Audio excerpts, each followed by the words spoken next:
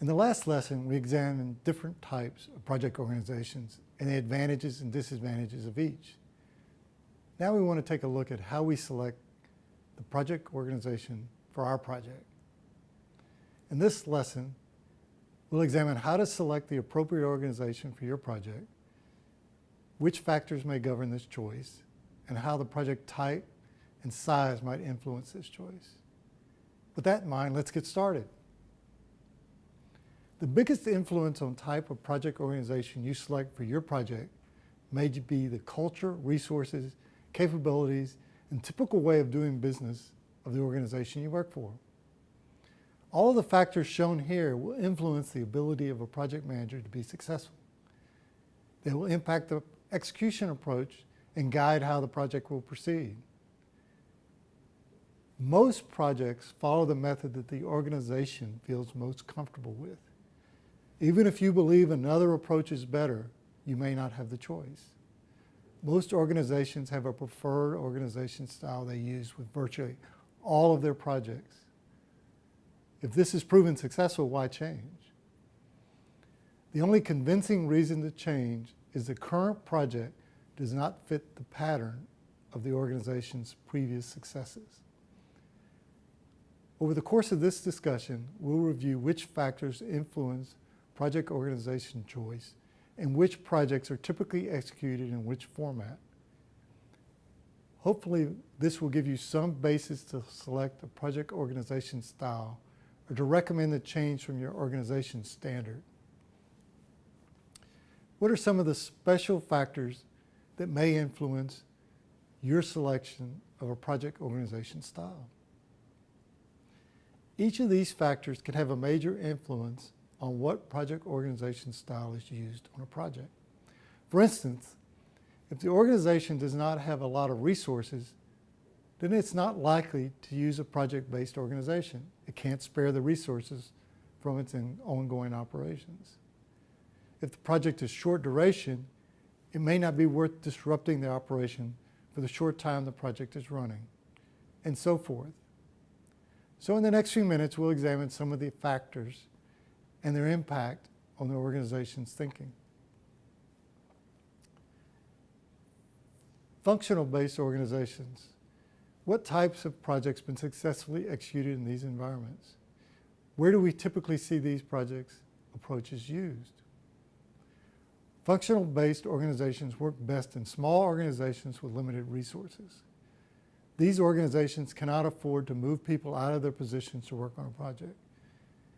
These organizations work best with simple, small projects that are very similar to the projects the organization executes on an ongoing basis. These projects are typically low cost, low risk, and can be conducted in the normal course of business and are not schedule critical. What are some examples of projects that fit in this category? Standard software updates come to mind. Not the big complicated ones where we redo the program, but the ongoing updates and new releases to fix things or optimize the performance. Concept studies.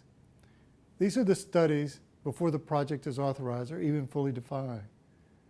These are typically done by staff members within their function and prove whether or not the larger project is worth pursuing. Until a project proves economic, it's not usually worth creating a project team. Similarly, project definition studies, which take the concept studies and advance them to the next step, are done in the functional organization. These studies start to put some of the project requirements and specifications together to give the concept more definition in anticipation of a project being authorized. Again, until the project is authorized, limited expenditures are the rule. The weak matrix organization. Projects executed in a weak matrix organization tend to be small projects of limited duration. They tend to be relatively simple with few changes in execution approach or scope relative to projects typically undertaken by the organization. Like the functional-based projects, they tend to be low cost and low risk in nature with moderate schedule pressure. Example projects might include maintenance projects. An example might be a minor pump repair. Each department manages its portion of the work, but it's all coordinated by one engineer. For instance, first the electrical group might come out and disconnect the pump from the power, the piping group disconnects the pump from the piping, and the mechanical group makes defense of the pump. The process reverses itself and everything is put back together, all under the direction of the unit engineer. Another example is when the organization puts together a task force to recommend changes. Each function nominates a representative, puts together its recommendations. One member of the group coordinates those responses and oversees the process. The final report is usually a group effort also. Concept selection studies. After the concept for the project has been defined and the requirements set forth, the organization may study various options and configurations to determine which ones have the best potential to produce the best results.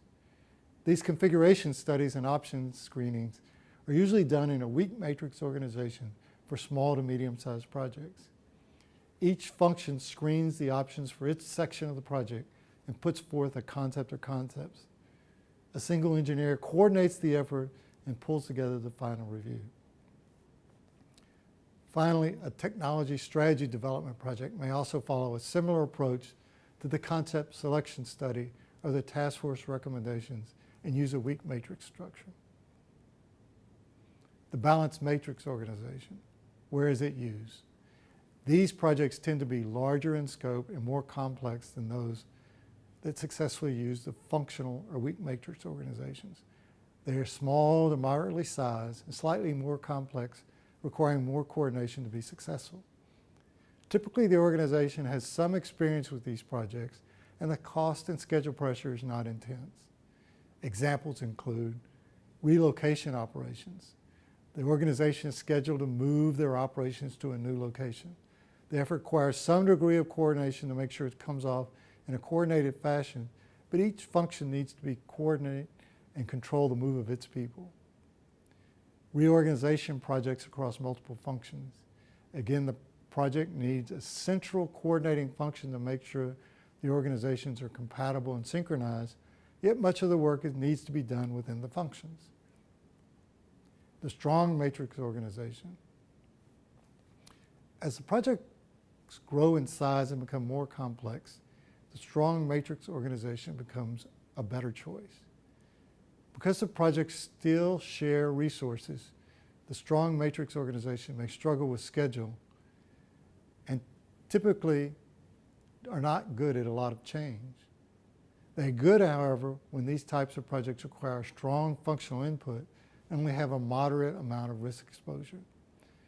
Some good examples of strong matrix organization projects include feasibility studies for large projects where we want to have all the technical input from the functions with the coordination control of a project-based organization. These projects tend to be too large for a part-time project manager to keep track of and control, and they need more attention because of their size and complexity. The engineering design portion of a construction project can be effectively done using a strong matrix approach, particularly if the construction is being handled by another organization. The project manager identifies staff in each one of the engineering disciplines to execute the design and uses the strong matrix approach to make the engineering more efficient. The approach is particularly good if technology is important and experts are required that are not available full-time. However, it may not be as good on projects where the schedule is short and a significant amount of changes are expected.